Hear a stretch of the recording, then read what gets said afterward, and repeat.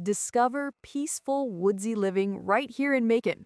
This beautiful home sits on 2.8 private acres in Monroe County, giving you that quiet, country feel while keeping you close to everything you need. And yes, it even comes with a newer roof, just 1 year old. Step inside to a warm and inviting layout. A cozy living room with a charming fireplace flows straight into the dining area and the kitchen, complete with all the essentials: dishwasher, microwave, oven, refrigerator, and a bright breakfast nook.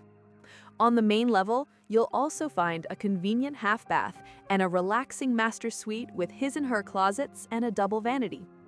Head upstairs, and there's a laundry room, 3 additional bedrooms, and a full bathroom, perfect for kids, guests, or your home office setup.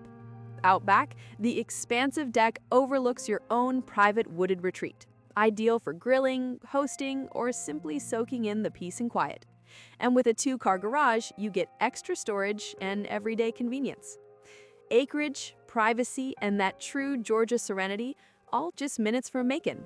Welcome home.